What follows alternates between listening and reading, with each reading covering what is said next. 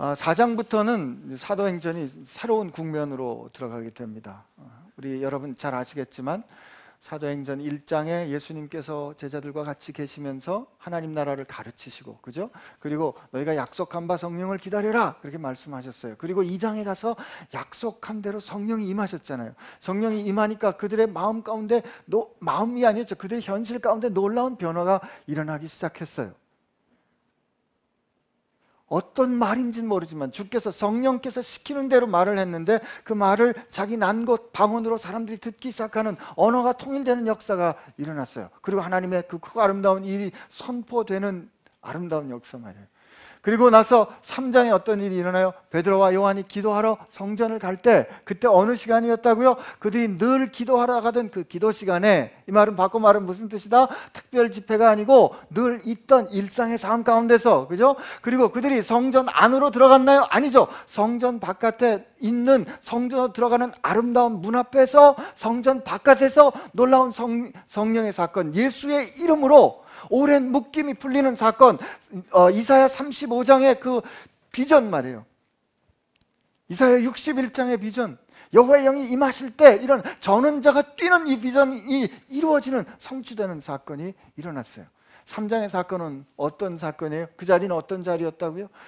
아름다운 문은 어떤 자리예요? 사람들은 그 문을 통해서 하나님께서 택하여 주신 하나님의 백성됨을 누리러 성전 안으로 들어가는데, 나면서부터 걷지 못하는 사람은 그가 어떤 이유로 걷지 못하는지는 모르지만 다른 사람이 들어가는 모습을 봐야 했어요. 그리고 그는 그 성전 앞에 있지만 그 성전의 현실에 들어가지 못한 채 거기 앉아서 구걸해야 하는 그 현실, 바로 그 자리에서 주 예수의 이름으로 놀라운 성령의 역사가 일어나는 이 사건, 일상의 삶에서, 일상의 자리에서 성령께서 역사하시는 새로운 시대가 열리고 있는 거죠, 그죠? 근데 이 4장에 들어오면서부터 원하지 않는 일들이 일어납니다. 그 아름다운 일을 전하고 이제 백성들에게 말을 하고 있는, 사도들이 말하고 있는 그때에 이 일이 일어나요. 어떤 일이요? 드디어 어려움, 핍박이 시작이 됩니다. 핍박이 시작이 됐어요. 이들 드디어 이제 제사장들과 장로들과 성전 맡은이라는 게, 성전을 경비하는 성전 수비대, 말하자면 경찰 같은 거예요.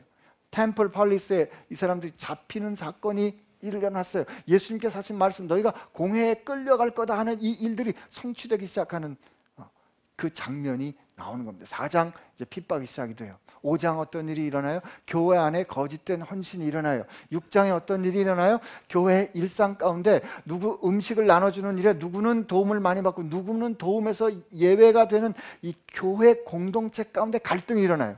7장 드디어 본격적으로 스데반의 순교를 필두로 해서 이제 본격적인 교회가 완전히 산산이 깨지는 핍박이 일어나는 거죠.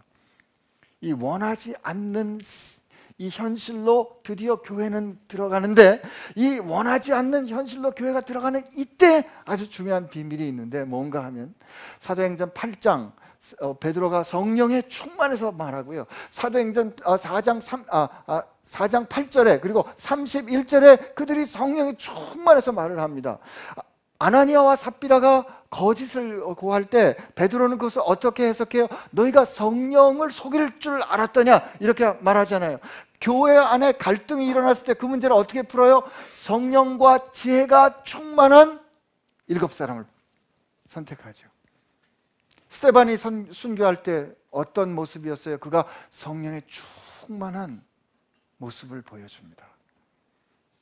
사도행전에 앞으로 펼쳐지는, 우리가 원하지 않지만 겪어야 하는 교회의 이 현실은 우리에게 뭘 가르쳐줘요? 여러분과 저는 문제를 원하지 않습니다. 그렇죠? 일부에도 똑같이 여쭤봤는데 대답 안 하시더라고요. 교회의 그 특징 중에 하나, 교회 대화의 특징 중에 하나는 뭐냐면, 너는 말해라, 나는 들을게 해요. 도대체 나한테 말 좀 시키지 말아라. 교회에 오면 그냥 생각 안 할래, 그냥 은혜 받을래지 생각 잘 안 하려고 그래요. 근데 살면 살수록, 우리가 살아보면 살아볼수록 생각 안 하고는 살 수 없어요. 그래서 여러분께 꼭 물어봐야 되는 거죠.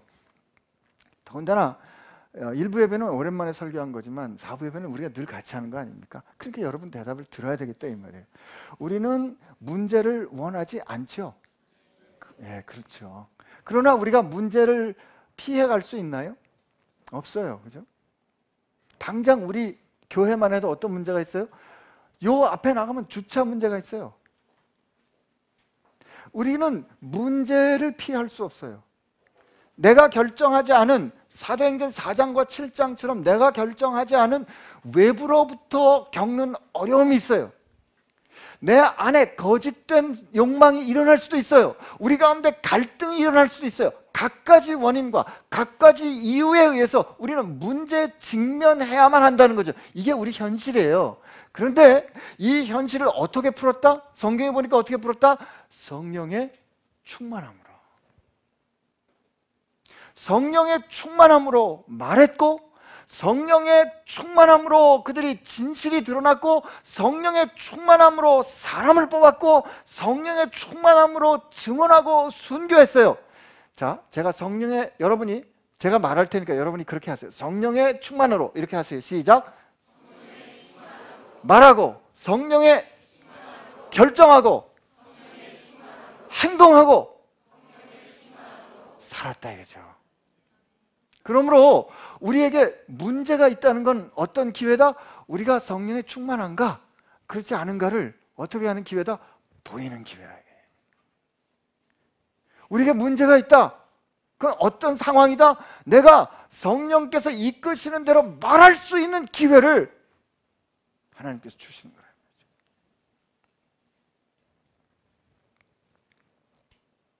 여러분과 제가 성령이 충만하기를 바랍니다. 그럼 성령이 충만하다는 것은 별거 아니에요. 예할 일에 예하고 아니요 할 일에 아니요 하는 겁니다. 그게 뭔지 우리 오늘 말씀 보면서 좀 배워갈 수 있을 겁니다. 4장 1절 우리 한번 볼까요? 시작. 사도들이 백성에게 말할 때 제사장들과 성전 맡은 자와 사두개인들이 이르러. 지금 뭐 할 때? 사도들이 말할 때잖아요. 사도들이 말한다는 말은 지금 3장의 현실이 계속 연결되고 있는 거예요. 근데 여러분들하고 3장 마지막 26절을 한번 어떤 말 했는지 한번 확인하고 싶은데, 3장 26절 우리 한번 같이 읽어볼까요? 시작. 하나님이 그 종을 세워 복 주시려고 너희에게 먼저 보내사 너희로 하여금 돌이켜 각각 그 악함을 버리게 하셨느니라. 지금 이거 듣고 있는 사람들이 누구예요?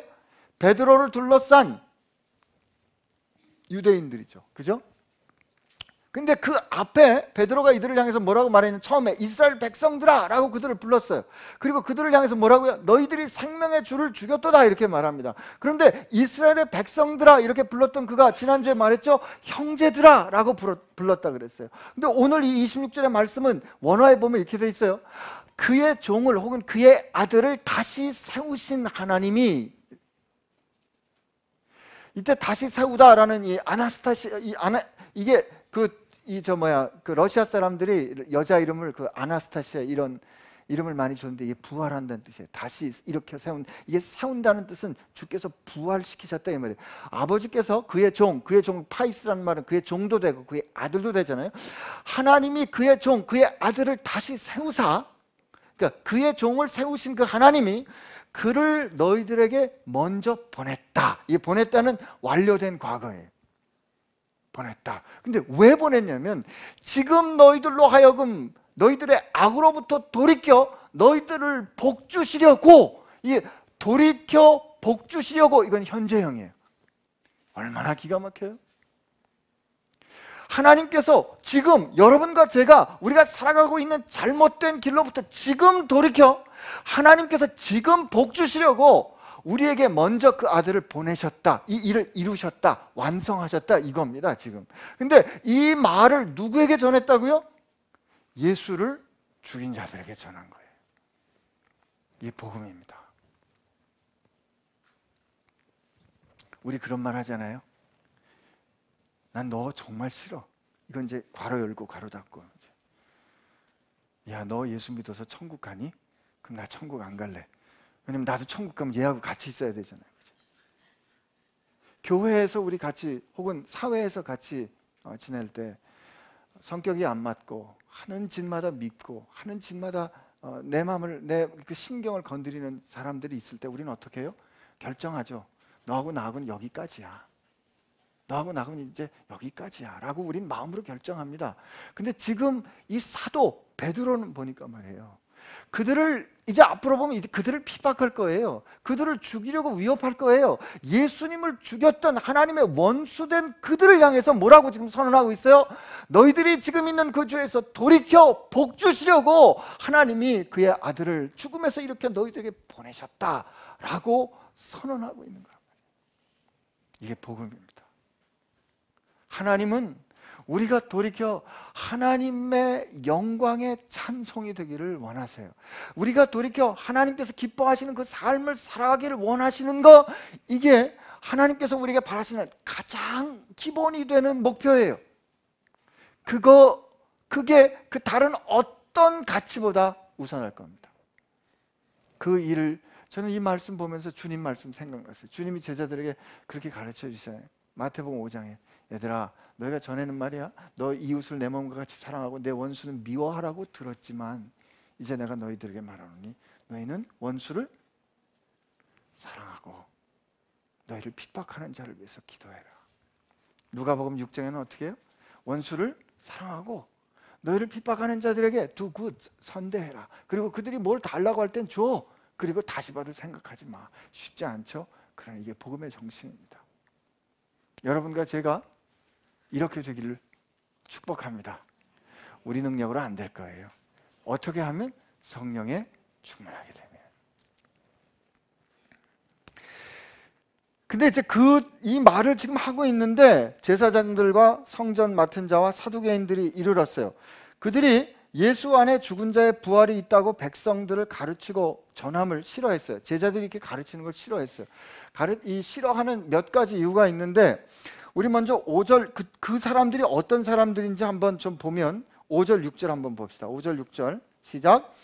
이튿날 관리들과 장로들과 서기관들이 예루살렘에 모였는데 대사장 안나스와 가야바와 요한과 알렉산더와 및 대제사장의 문중이 다 참여해. 이 사람들이 지금 모인 거예요. 이게 상황은 지금 이런 거죠. 이제 제자들이 이 베드로가 이제 나면서부터 저는 자를 고쳤고 사람들이 이를 그가 붙잡으니까 왜 우리의 경건과 우리의 능력으로 고친 것처럼 아느냐? 너희들이 죽인 나사렛 예수 그리스도의 이름으로 네가 고침을 받았다라고 지금 선언하고 그 설명을 가르치고 선포하고 있었어요. 가르치고 선포하고 있는데 예수께서 죽은 자들 가운데 부활하시고 죽은 자들의 부활이 예수 안에 있다는 걸 이렇게 가르치니까 이걸 싫어하는 거예요. 지금 이 사람들이. 근데 이 싫어하는 이 사람들이 보면 중간에 이름이 나와요. 안나스, 가야바, 요한, 알렉산더, 대제사장의 문중. 이게 이 사람들이 어떤 사람이냐면 이 사두개인과 대제사장과 성전 맡으니, 성전 경찰이라고 하는 이 사람들은 당대 유대 사회는 말이죠, 성전을 중심으로 구성된 사회예요. 근데 이 사람들은 이 성전을 중심으로 하고 있는 제사를 책임진 사람들이에요. 근데 성전을 중심으로 하고 있는 제사를 책임진 사람들이기 때문에 이 사람들이 그 당시 유대 권력을 잡고 있던 권력자들, 로마의 그 정복자인 로마 권력의 비호 아래 이들은 권력을 잡고 있었어요. 근데 이 사람들은 모세 오경만을 믿었기 때문에 모세 오경에는 부활에 대한 직접적인 언급이 찾아보기 어려우니까 부활은 없다. 굉장히 현실적인 사람들이었어요. 근데 지금 자기들이 부활은 없다라고 가르치고 모든 이 성전과 관련된, 소위 말하는 하나님과 관련된 모든 가르침은 자기들의 권세에 따라 자기들의 통제 아래 자기들이 허가를 해줘야 그 가운데서 일어날 수 있는데 말이에요. 지금 여기 놀라운 일이 일어났고, 놀라운 일이 일어난과 동시에 사람들이 그 놀라운 일을 행한 그들로부터 듣고 있는데 이 작자들이 누군가요 말이에요. 이 작자들이 7절에 보면 너희들이 도대체 누구 이름과 무슨 권세로 이 일을 행하는 것이야? 라고 이렇게 물어보는데 13절에, 다음 주에 읽어야 되겠지만 13절에 보면 이렇게 돼 있어요. 그들이 베드로와 요한이 담대하게 말함을 보고 그들이 본래 학문 없는 범인으로 알았다가 이상히 여기며 또 전에 예수와 함께 있던 줄 알고, 이렇게 돼 있는데 여기 보면 그들을 향해서 학문 없는 범인, 보통 사람으로 알았다 이렇게 하는데 이 범인이라는 이 헬라 단어가 이디오테이스인데, 이디오테이스. 여러분 저 영화 같은 데 보면 그 영어로 된 욕 중에 이디엇 있죠. 이 멍청 이렇게 뭐 그죠? 이디엇. 그 이디엇이라는 이 멍청하다, 바보 같은 녀석, 이런 멍텅구리하는 그 욕이 이 단어에서 나온 거예요. 이디오테이스. 이게 무슨 뜻이냐면 이 사람들은 원래 능력이 없기 때문에 더 보탤 게 없기 때문에 그 사회에 속하지 못하는 사람, 그게 나중에는 배우지 못하고 힘없고 별거 아닌, 우리로 치면 존재감 없는 사람, 이런 사람을 불렀어요. 근데 우리는 지금 안나스, 가야바, 요한 이런 대제사장들은 예루살렘에 이름 딱 대면 다 알아요. 굉장한 집안에, 굉장한 문중에 그 권세를 잡은 우리들은 이런 권세를 갖고 있는 이들인데, 그들이 볼 때 이자는 이름도 모르겠어요. 그리고 보니까 저 갈릴리 출신이에요. 아무것도 모르는 그 사람들이 배우지도 못했어요. 아무리 생각해도, 아무리 따져봐도 자격이 없는데 이들이 지금 백성들을 가르치고 있단 말이에요. 그 중간에 4절의 증언을 보면 이들이 가르치는 도에 남자만 5천 명이 믿었어요. 놀라운 영향력을 갖게 된 거예요. 그러니까 이게 도대체 받아들일 수가 없는 거예요. 받아들일 수가. 왜 받아들일 수가 없는가 한번 잘 보세요. 이들이 뭐를 증언했냐면, 우리가 예수의 이름으로 이 일을 행했다. 지난주에 말했잖아요. 여기도 오늘 그 뒤에도 그 고백이 나오는데, 예수의 이름으로 말했다는 뜻은 뭐냐면 예수께서 십자가에 달려 죽으셨어요. 그죠? 근데 이들이 예수께서 왜 꼭 십자가에 달려 죽어야 했냐면, 예수님은 하나님을 아버지라고 불렀어요. 이게 하나님을 아버지라고 부르는 건 참칭하는 거예요. 내가 하나님의 아들이라고 말하는 건 이 신성 모독이거든요. 그래서 십자가에 예수님이 달려 죽었던 거는 신명기에 보면 신명기적 저주, 하나님으로부터 버림을 받은 사람이 나무에 달려 죽게 돼 있어요. 그러니까 나무에 달려 죽었다, 그건 하나님으로부터 저주받아 죽었다라고 된 건데, 그 일이 그대로 이루어졌어요. 그러니까 하나님의 심판이 완전히 이루어진 거로 제사장들이 생각했던 거죠. 이 제사장들이 예수님을 죽이기로 작당했다는 아주 분명한 증거는 어디서 나옵니까? 여러 군데서 나오지만, 예를 들면 요한복음 11장에 나옵니다. 요한복음 11장에 예수님께서 나사로를 살리니까 사람들이 예수님을 다 믿기 시작하고 예수님을 따르기 시작하니까 바리새인들하고 대제사장들이 같이 모였어요. 여러분, 바리새인하고 대제사장들은 물과 기름입니다. 개와 고양이 사이예요. 이거 공부 좀 해보세요. 제가 설명 안 해드릴래요.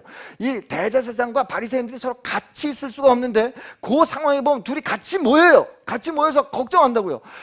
모든 사람들이 다 저 사람을 따르고 있는데, 저러다 보면 로마 사람들이 와서 우리 땅과 우리 민족을 다 빼앗아갈 겁니다. 어떻게 하면 좋겠습니까? 그랬더니 대제사장 가야바가, 한 사람이 온 민족 전체를 위해서 죽는 것이 유익하다라고 작당을 합니다. 예수님 죽이기로 작당을 해요.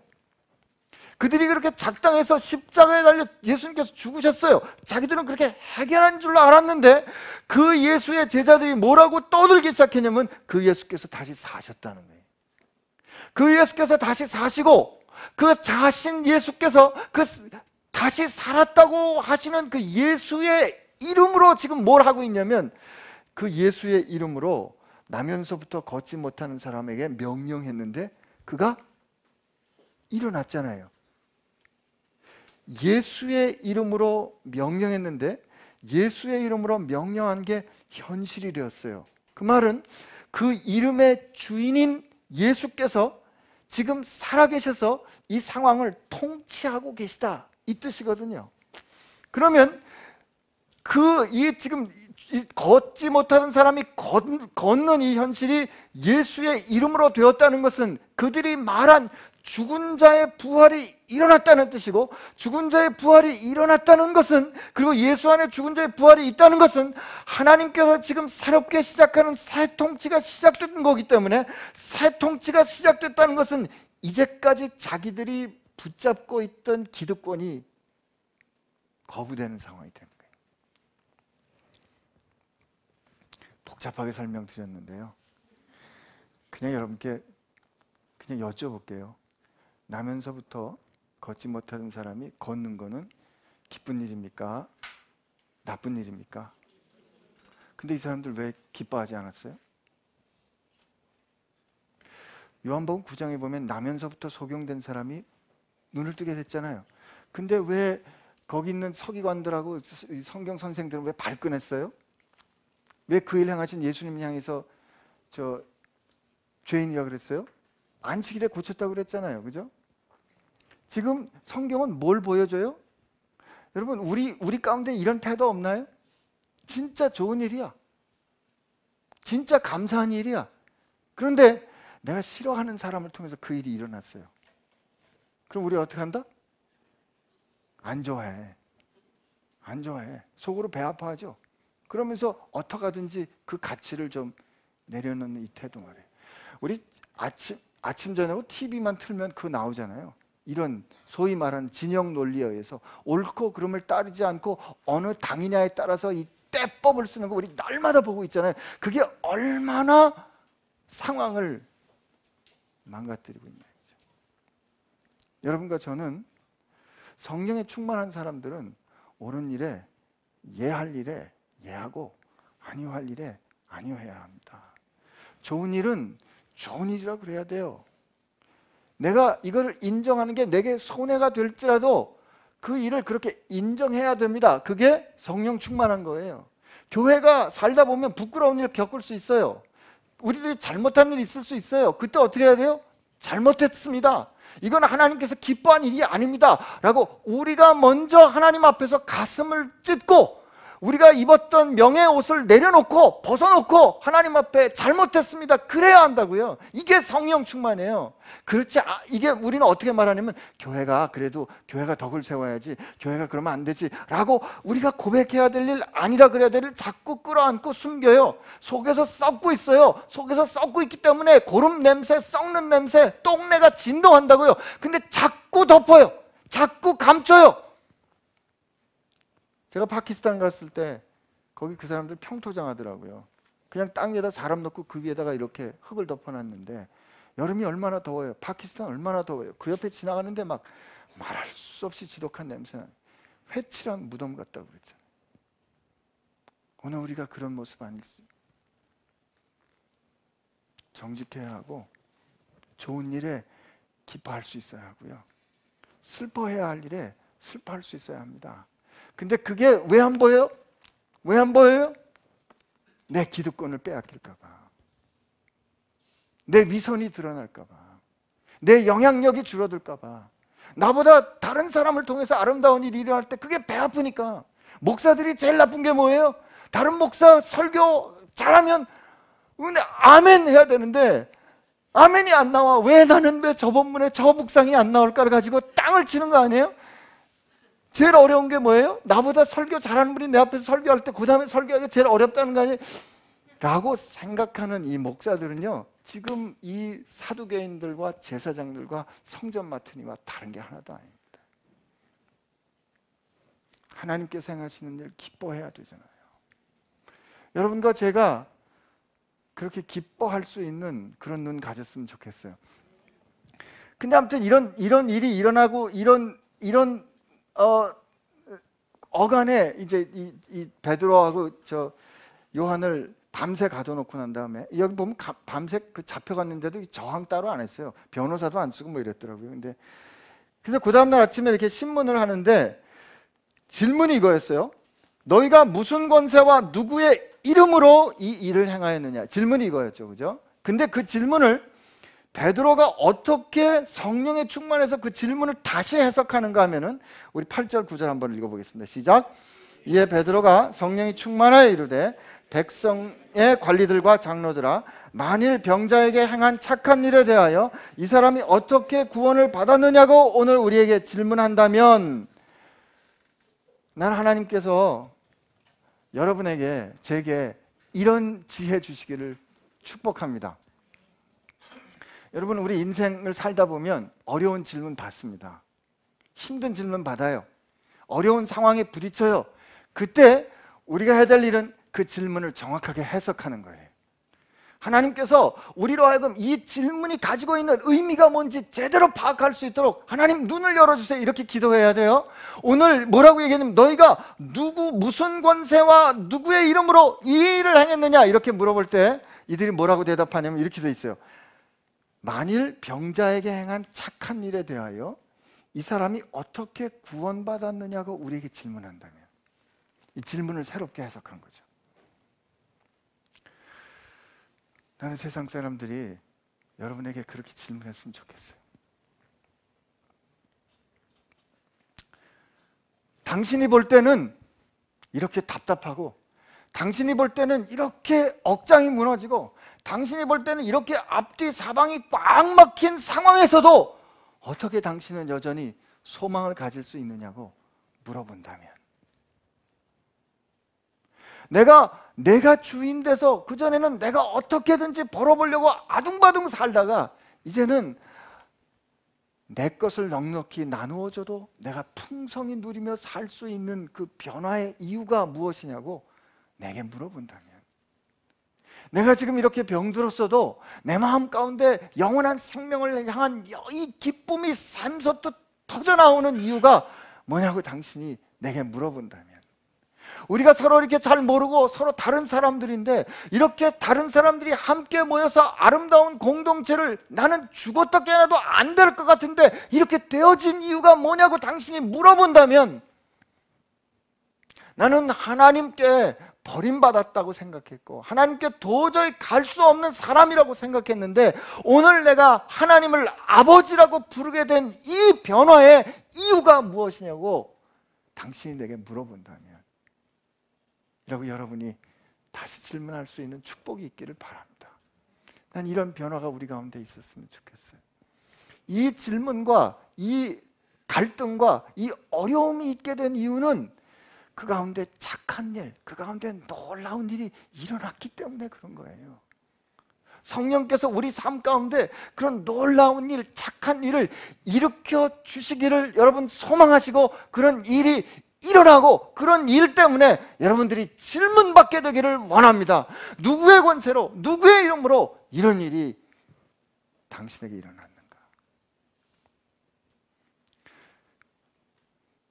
또 한 가지 여기서 우리가 봐야 될 게 말이죠, 이 사람이 착한 일을 행하여 건강하게 된 것으로 멈추지 않았어요. 그걸 어떻게 해석을 했어요? 이 사람이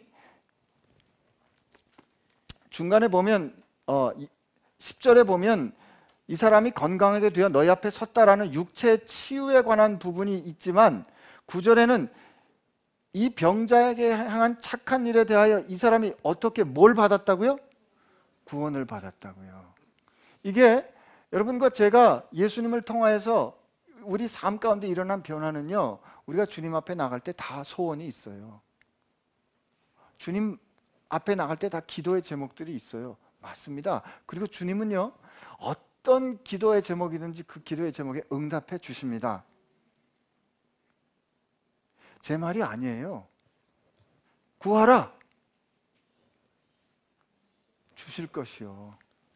찾으라, 두드리라. 너희가 완전한 아버지가 아니잖아. 그런데 자식이 떡을 달라 그러면 돌을 주고, 생선을 달라 그러면 뱀을 줄래? 너희 안 그러지? 그러면 완전하지 않는 너희들도 그런데 하물며 하늘에 계신 아버지께서 너희가 구할 때 주시지 않겠느냐? 주님 말씀하셨잖아요. 우리가 주님 앞에 나갈 때 우리의 기도의 제목에 주님 반드시 대답해 주십니다. 문제는 우리가 원하는 게 아닐 때가 있어서 그런 거지, 주님 반드시 대답해 주세요. 근데 그 주님께서 우리에게 대답해 주시는 거, 내가 원하는 거를 얻는데 마지막이 아니라 주님은 우리가 온전한 구원에 이르기를 원하시는 거예요. 오늘 이 사도는 이 나면서부터 걷지 못하는 사람의 변화가 어디까지 간 거를 봤어요? 구원받았는가? 어떻게 구원받게 되었는가로 묻는다면 이라고 말했거든요. 여러분과 제가 구원받았다는 거는 다른 표현으로 하면, 좀 전문적인 용어를 쓴다면 이건 종말론적인 사건입니다. 지금 사도행전을 읽을 때 여러분들 이 종말론적인 긴장을 늘 갖고 읽으셔야 돼요. 따라해 보세요. 밥 먹고 좀 졸리잖아요.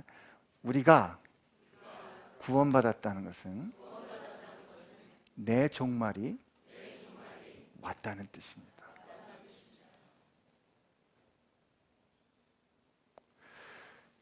전에 내가 주인 되어서 내가 옳고 그름을 내가 결정하고 그러므로 스스로 물을 저장하지 못할 생수의 근원 되신 주님을 버린 채 물을 저축할 수 없는 웅덩이를 스스로 파고 무엇이 좋은지 나쁜지를 스스로 결정해서 내가 스스로 보호해 나를 지켜야지 하고 살던 그걸 성경은 죄라 그랬어요. 그게 악이에요. 그게 고통의 원인이에요. 그런 삶에 대해서 내가 어떻게 해결을 해보려고 했는데 그건 해결할 수가 없어요. 그게 나기 때문에. 내가 예수님 만나서 예수님의 부르심을 듣는 걸 깨달았을 때 우리가 예수와 함께 어떻게 된 거예요? 죽은 거예요. 끝난 거란 말이죠. 끝나고 이제 여러분과 저는 그 흑암의 나라에서 그의 아들의 사랑의 나라로 옮겨진 새로운 삶이 시작됐어요. 끝이 나야 새로운 삶이 시작되는 거예요. 이 끝나는 사건, 이게 종말의 사건이에요. 이 성령께서 강림하시는 건 이 종말의 사건이고 이게 구원이라니까요. 이가 어떻게 구원받았는가 이걸 물어본다면 이것은 바꿔 말하면 그가 자기가 주인 되었던 삶에서 끝이 나서 이제 예수님의 통치를 받는 그 삶으로 들어가게 된 이유를 말한다면 이게 예수의 이름으로의 뜻입니다. 여러분과 제가 그런 뜻에서 우린 다 이미 한 번 끝난 인생을 살고 있기를 축복합니다. 제가 병원에서 학생들 가르치잖아요. 학생들 가르치는데 죽음에 대해서도 강의를 합니다. 의사들은 사람을 살려야 될 텐데 살리는 것보다는 사람들 죽는 거 그냥 봐야 될 때가 더 많거든요. 죽음의 의미가 있어요. 근데 죽음의 의미 중에 하나, 여러 가지 의미 중에 법률적 죽음의 의미를 보면 법률적 죽음은 말이죠. 우리가 법률적 죽음이 선언되면 그가 가졌던 모든 법적인 의무와 모든 법적인 권한이 다 무효화됩니다. 내가 빚을 얼마나 많이 졌든 내가 얼마나 많은 문제를 가졌든 죽으면 끝이 나요. 근데 하나님 앞에서의 문제는 주님 없이 죽으면 그게 끝이 나진 않는 거죠. 근데 여러분과 제가 우리가 그냥 어떻게 할 수 없는 그 문제 때문에 주님과 함께 죽는 거예요. 그리고 주와 함께 다시 살아난 이 놀라운 변화 말이에요. 이 제자는 이 사도는 그들이 묻는 누구의 권세와 누구의 이름으로 이 일을 행했느냐 할 때 그 이 일이 무엇인지 정확하게 가르쳐 줬습니다. 하나님께서 이 병자에게 한 착한 일 그리고 그가 어떻게 구원받았는지를 물어본다면 이라고 그 문제의 본질을 변화의 본질을 정확하게 가르쳐 준 거예요. 오늘 우리도 이 자리에 앉아 있는 우리 모두도 이 변화가 일어난 사람들, 경험한 사람들, 날마다 확신이 체험하는 사람들 될 줄로 믿습니다. 그리고 나서 가르쳐 주는 게 뭐냐면 너희가 십자가에 못 박고 하나님이 죽은 자 가운데서 살리신 나사렛 예수 그리스도의 이름으로 이 사람이 건강하게 되어 너희 앞에 섰느니라. 여러분, 제 이름으로 지난주에 설명했죠. 그 이름이 얼마나 권세가 있으면, 그 이름의 주인이 얼마나 권세가 있으면 그 주인이 없어요. 그 주인이 나타나지 않았어요. 그러나 그 주인의 이름으로만 선포해도 일어나는 거예요. 이게 하나님의 작전이라니까요. 주님께서 우리 모두에게 그 이름을 쓸 수 있는 권세를 주신 거예요. 이제 여러분과 제가 천지 사방에 흩어져요. 우리 각각 삶의 자리에 가요. 근데 각각 삶의 자리에 가서 우리가 예수 그리스도의 이름으로 살 수 있는 권한을 주셨어요.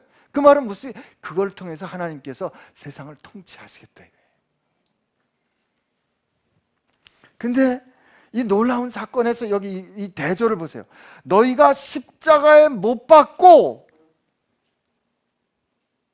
그런데 하나님께서 죽은 자 가운데서 살리신, 기가 막히잖아요.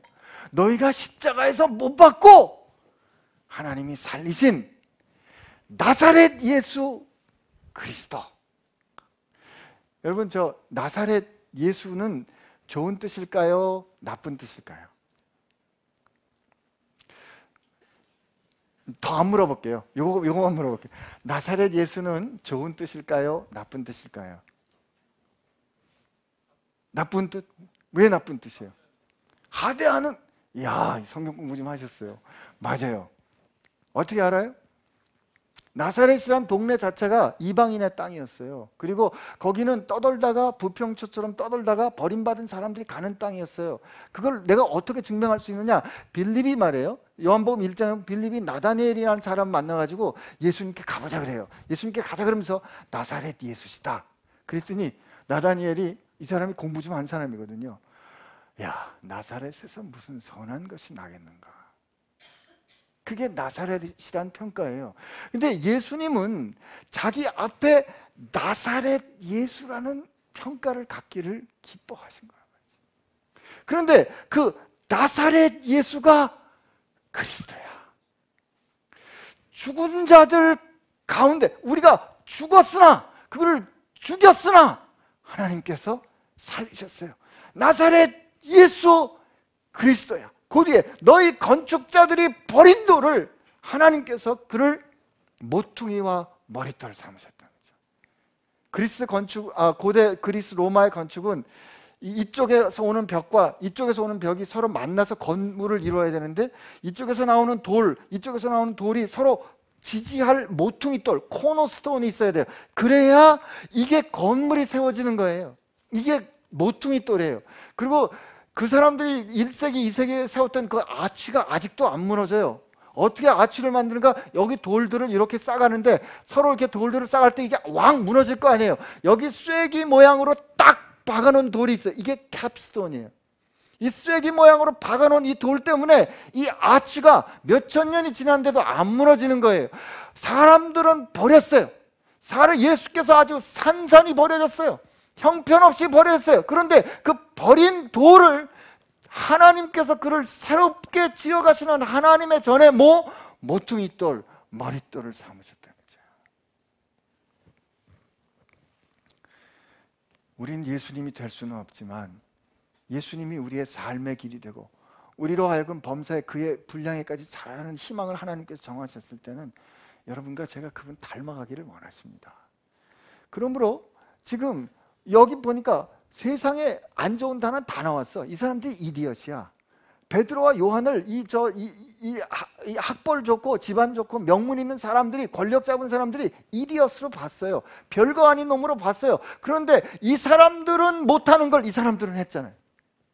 이 사람들은 권세를 잡았지만, 자기들의 시스템을 통제한다고 했지만 죽었다 깨어나도 못하는, 나면서부터 걷지 못하는 사람을 이 사람들은 고쳤잖아요. 예수의 이름으로. 우리가 무명한 자 같으나 우리가 유명하고, 우리가 속이는 자 같으나 우리가 진실하고, 우리가 가난한 자 같으나 세상을 부유하게 하는, 우리가 무명한 자 같으나 우리가 질그릇과 같으나 그리스도의 전권 대사가 돼서 세상을 하나님과 화목케 하는 삶을 사는 이 영광 말이에요. 이 영광이 여러분과 제 영광 될 줄로 믿습니다. 이 강렬한 대조, 이 격렬한, 어떻게 표현해야 되겠어요? 이 격한 뭐죠? 이게, 야, 정말 나는 그래서 고린도전서 1장이 너무 좋아요. 여러분 너희들 불렀을 때 한번 생각해봐. 니네들 불렀을 때 세상에 니네 아무것도 아니었어. 아무것도 아닌 너희들을 하나님이 뭐 되는 사람들 부끄럽게 하시냐고. 하나님 너희를 부르셨다. 그거를 예수님께서 본이 되신 거예요. 본이 되신 거예요.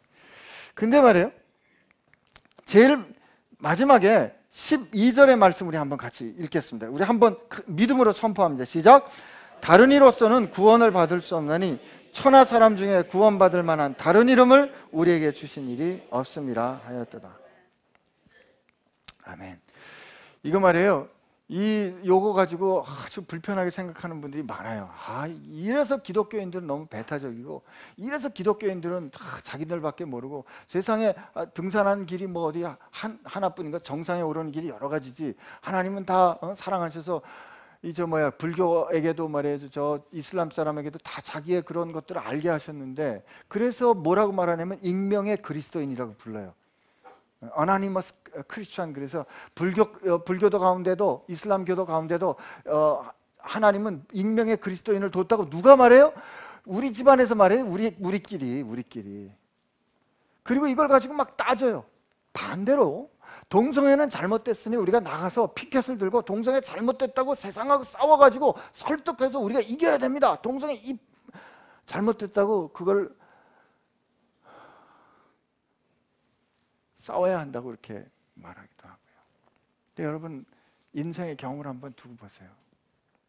누군가 서로 말싸움이 붙었을 때 아주 따박따박 말 잘하고 논리적으로 아주 잘 따지고 도저히 말싸움에 가서는 게임이 안 되는 거예요. 그래가지고 이제 서로 말싸움이 붙었는데 그냥 완전히 진 거예요.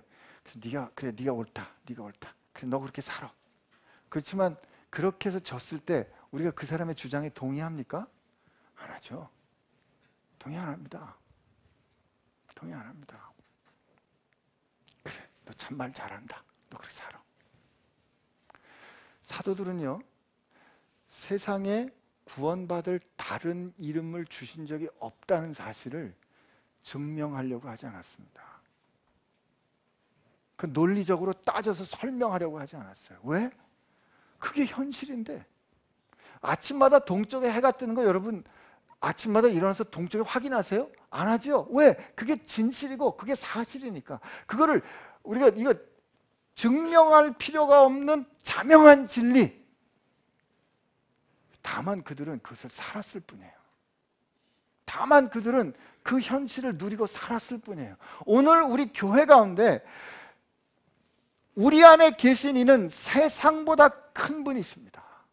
세상에서는 환난을 당하지만 너희들 염려하지 마. 내가 세상을 이겼어 라고 말씀하신 그분. 저도 이 고민 가진지 않은 게 아니에요.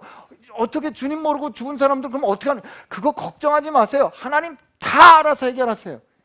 하나님이 세상을 지으셨기 때문에 세상을 지으신 하나님은 우리의 지혜와 헤아림 너머에 완벽하게 그 문제를 해결하실 솔루션을 가지고 계시다고요. 우린 다만 그 알려주신 그 이름을 가지고 누릴 책임이 있어요. 여러분과 제가 이거 자꾸 해결할 수 없는 씨름 하려고 하지 마시고요. 그냥 사도들처럼 누리세요. 여기 보세요. 그냥 선언하잖아요. 그렇게 선언하고 선포할 때 여러분들에게 놀라운 그 진리를 살아내는 능력이 있게 되기를 축복합니다. 말씀 정리해야 되겠죠? 오늘 이 말씀을 정리할 때 이렇게 정리하고 싶어요. 오늘 말씀은 앞으로 시작되는 몇 장은 말이에요, 우리로 하여금 원하지 않는 현실을 가르쳐 줍니다. 뭐요? 시험 당할 거라 이거죠. 어려움 겪을 거라 이거죠. 힘든 일 당하게 될 거라 이겁니다. 근데 성경은 뭐를 가르쳐줘요? 그때 우리가 어떻게 성령에 충만한지를 보일 수 있는 기회이다 라고 가르쳐줍니다.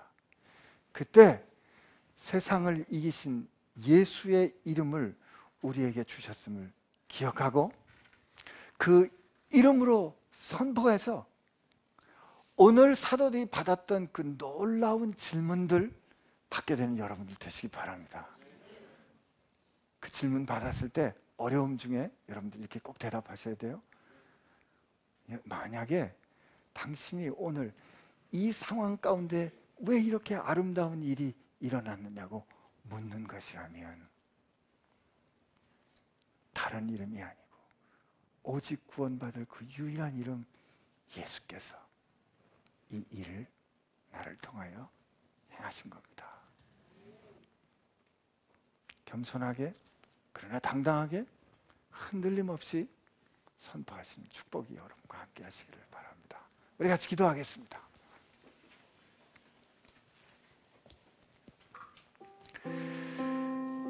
우리 하나님 앞에 주님, 저도 성령 충만하고 싶습니다. 성령 충만해서 말하고 성령 충만해서 결정하고 성령 충만해서 행동하고 성령 충만해서 그냥 내 이익과 두려움 앞에서 그냥 나를 지키려고 하는 것이 아니라 어떻게 하면 하나님께서 기뻐하시는 결정이 될까? 어떻게 하면 예수님께서 지금 통치하시는 것을 드러낼 수 있을까? 말하고 결정하고 행동하는 성령의 충만함을 제게 허락하여 주옵소서. 어려운 일이 올 때마다 하나님께서 내가 성령의 충만함을 보일 수 있는 기회로 볼 수 있는 눈을 열어 주옵시고, 그래서 구원받을 유일한 이름인 예수의 이름이 선포되는 역사가 있게 하여 주옵소서. 이렇게 하나님 앞에 우리 같이 기도합시다. 예, 하나님 감사합니다. 우리에게 은혜를 주셔서 감사합니다. 우리로 이 하나님 앞에 나갈 수 있도록 해주셔서 감사합니다. 주님, 정말 감사합니다. 우리가 연약하고 우리가 부족하고 세상에서 정말 우리가 보잘것없지만 하나님, 우리를 불러주셔서 하나님의 놀랍고 아름다운 이름을 증거하고 선포하고 선언할 수 있게 해주심에 감사합니다. 어떤 희한한 능력이나 어떤 변화, 그것을 바라기 이전에 하나님, 우리가 어떤 특별한 순간에만 하나님을 경험하고 어떤 특정의 장소에서만 주님의 임재를 경험하는 것이 아니라 일상의 삶에서 매일 겪어내야 하는 어려운 일들 가운데 예수님의 이름이 승리하는, 주의 뜻이 이루어지는, 그리고 주의 뜻에 따라 우리가 어려움을 겪어내는 영광, 그 성령의 충만함이 우리 모두에게 허락되게 하여 주옵소서. 사도들처럼 그렇게 주께서 인도하실 때 다만 신뢰하고 순종하는 믿음 갖기를 소원하오며, 이 모든 일 이미 이루신 주님이 우리 함께 계심에 감사하옵고 예수님의 이름으로 기도합니다.